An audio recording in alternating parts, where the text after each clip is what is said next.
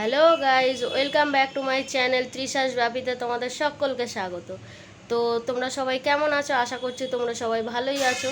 তো আজকের ব্লগটা আমি শুরু করতে চলেছি। তো দেখো আজকের ব্লগটা তোমরা, আর প্লিজ লাইক কমেন্ট সাবস্ক্রাইব করে দিও। তো চলো আজকের ব্লগটা শুরু করা যাক। তো বন্ধুরা, আজকের ব্লগটাতে আমি আমাদের বটতলা মানে পঞ্চনন্দ মন্দির তোমাদেরকে দেখাতে চলেছি। তো চলো, এই হচ্ছে আমাদের বটতলা।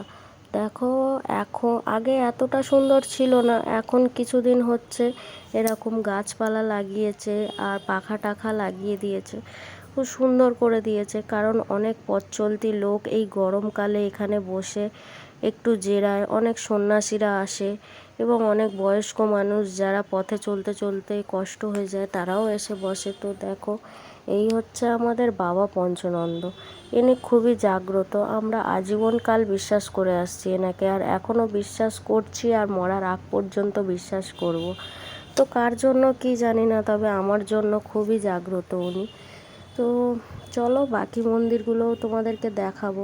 এটা হচ্ছে আমাদের বটতলা। এখানে বট এবং অশ্বত্থ গাছ আছে, এই গাছের গোড়ায়ও পুজো দেওয়া হয়। অনেক অনেক ধর্মের লোক আছে যারা বট অশ্বত্থকে পুজো দেয়। এটা হচ্ছে বট গাছের আর একটা শিকড় নেমে গুঁড়ি তৈরি হয়ে গেছে। আর ওই পিছনটায় দেখতে পাচ্ছ, ওই পিছনটায় হচ্ছে বাবা পঞ্চনন্দের পুকুর। মানে আগে ওই পুকুরটায় জল ছিল, তো রিসেন্ট কিছু বছর হচ্ছে এই পুকুরটাতে জল শুকিয়ে গেছে। তো এখন কিছু কারণে এই পুকুরটায় জল দেওয়া হয় না। আগে এই পুকুরেই দুর্গা ঠাকুর, কালী ঠাকুর এবং অনেক দূর দূর থেকে ঠাকুর এনে বিসর্জন করা হতো। এটা হচ্ছে বজরংবলী মন্দির। তো এই বজরংবলী মন্দিরেরও একটা কাহিনী আছে, সেটা আমি তোমাদের নেক্সট কোনো একদিন কোনো ভিডিওতে শেয়ার করব। এটা হচ্ছে হরি মন্দির। আর এর পাশে এই যে ঠাকুরগুলো দাঁড় করানো আছে দেখছো, এগুলো সব পুরনো ঠাকুর, জলে ভাসানো হয় না, ওগুলোকে দাঁড় করিয়ে দেওয়া হয়। আর এটা হচ্ছে মা মনসা আর মা শীতলার মন্দির। ওই পিছনটায় দেখতে পাচ্ছ, ওই পিছনটাই হচ্ছে বাবার পুকুর। আর এখানে বাবার কিছু গাছ লাগানো, যেমন কদম গাছ আছে, বাবার নিম গাছ আছে, আরও অনেক গাছ আছে, পাকুড় গাছ আছে, অশ্বত্থ গাছ আছে। তো দেখো, ওপরটা পুরো বট গাছের ছাওয়া। তো যার জন্য এই বটতলাটা খুবই ঠান্ডা। তো গরমকালে এত আরাম লাগে। আগে আরও লোক আসতো, এখন সব সময়ের অভাব, আর সব থেকে বড় কথা হচ্ছে মানুষের ফোন আর টিভিতে সিরিয়াল।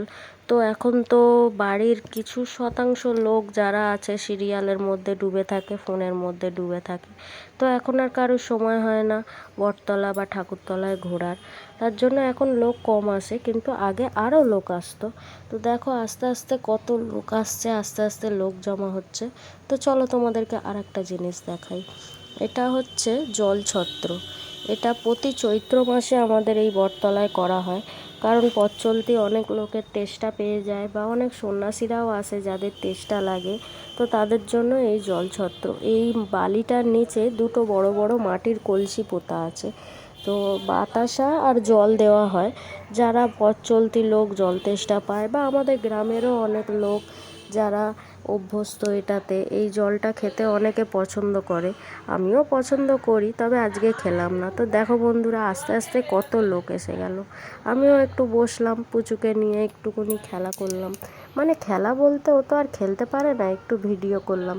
তারপরে আমি একটু বসে পিছন দিকগুলো দেখানোর চেষ্টা করলাম তোমাদের। দেখো, একটু আমিও হাওয়া টাওয়া খেয়ে নিলাম, নিয়ে তারপরে বাড়ি যাওয়ার পালা। তো দেখো, পুচু তো বাড়ি যাবে না, ও তো এখন চোখ হয়ে গেছে, এখন বাইরে ঘোরার নেশা। তো ওকে নিয়ে মা বললো চলো বাড়ি চলো, এখন যেহেতু সন্ধে হয়ে যাচ্ছে, এবারে মশা বেরোবে, তাই মশা দু একটা লাগছিল। তো মা পুচুর তোয়ালিটা দিয়ে ঝাপটাতে ঝাপটাতে বাড়ি নিয়ে যাচ্ছে। তো দেখো পুচু কেমনভাবে দেখছে। চলো, তো বন্ধুরা, আজকের ভিডিওটা এই পর্যন্তই। ভিডিও ভালো লাগলে লাইক করো, কমেন্ট করো, আর আমার চ্যানেলটিকে সাবস্ক্রাইব করতে ভুলো না। আর তোমরা সবাই ভালো থেকো। Thank you.